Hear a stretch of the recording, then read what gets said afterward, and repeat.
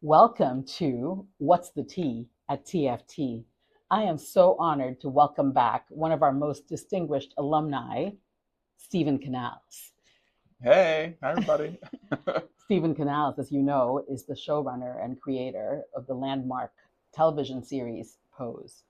I have a few questions for you, Steven. Let's do it. How does it feel to come back to this building?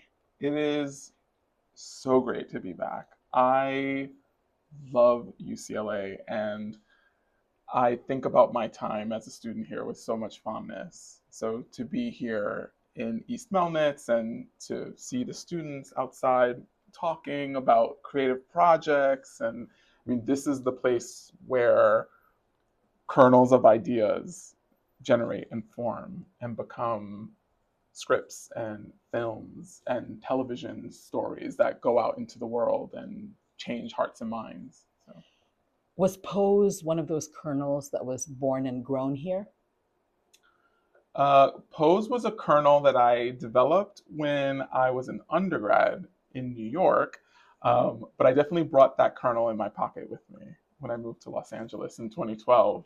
Um, and and I was fortunate enough to have not only an incredible um, person, mentor, friend who was leading the workshop that I was in at the time, Neil Landau, but also to have an incredible cohort of screenwriters around me who helped to feed me in all the ways that a writer needs to be fed so that I could pour myself onto the page and create that pilot. Yeah. There's something happening to me right now as I'm looking at you Mm, because I think about all the people who were in these hallways, the LA Rebellion and ethno communications in the 60s brought people here who in the world were being told they were worthless. And you created, I really call it a landmark show because it cast the largest group of trans and queer people, that we had seen. And you said that they were deserving of resources, deserving of their story. Could you talk a bit about how you dared to do that?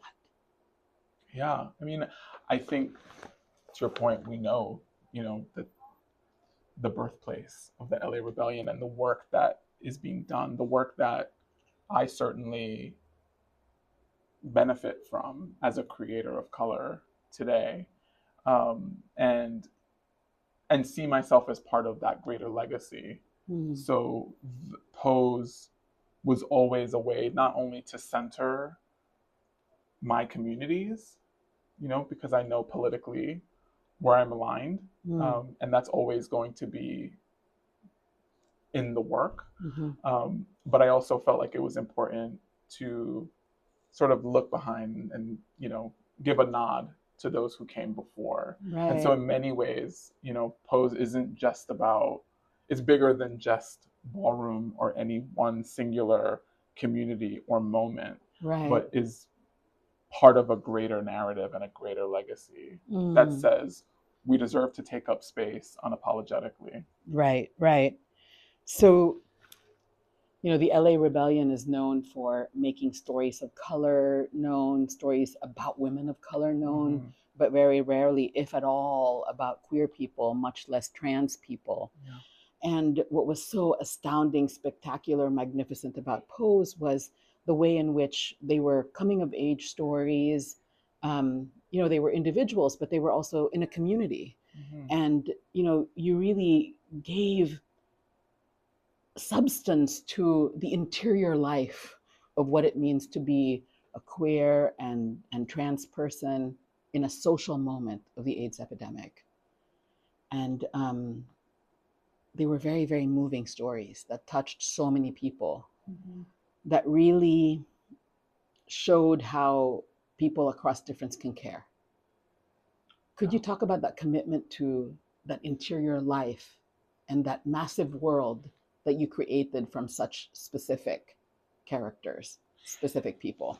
Yeah, I mean, I think that growing up, a kid of the 80s, I didn't see myself on television. And there's a reason that Jenny Livingston's documentary, Paris is Burning, was such a seminal piece for me the first time that I encountered it. is that I'd never seen Black and Latin, queer and trans people on screen occupying space in that way.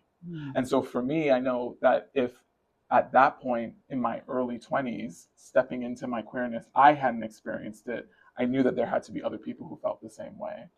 And so television being this beautiful medium that exists in most homes, you know, where we as creators are invited into a person's home, and have the ability, the gift to share story, it felt really critically important to me to craft a narrative that says, hey, this is what the other side is like.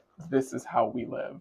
This is what our experience is. And to lean into all the universal truths of that, so that anyone who was taking it in could see that we're all so much more alike than we are different. So here we are at a place where you generated, you know, so many stories, because not only did you have the time, but you also had the professors who saw you and told you something that led you to this life of audacious, you know, creativity. So when you come back here, what is it that you wish for our students to know about the opportunity that is in their laps?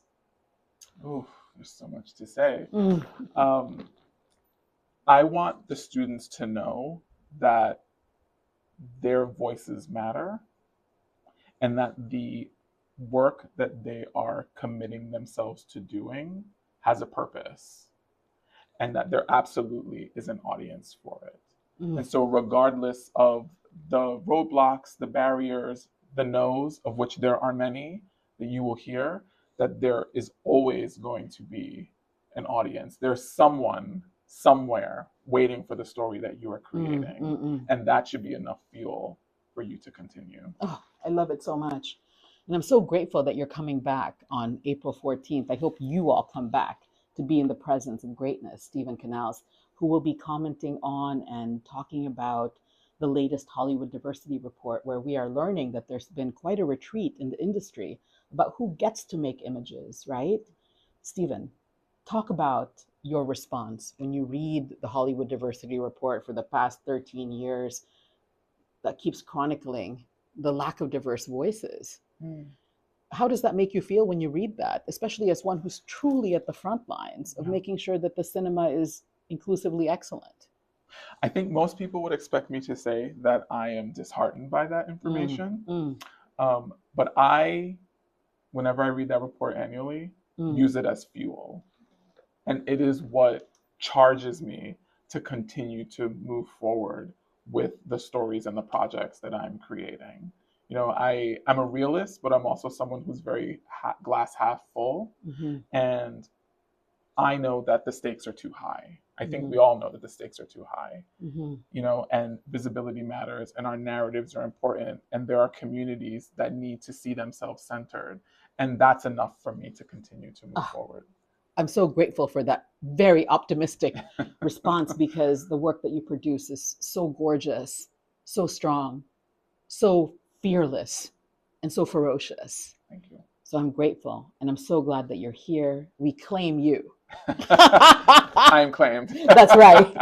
So everyone, come back to TFT on April 14th. You get to see and hear the gorgeous beauty and wisdom of Steven Canals. See you soon.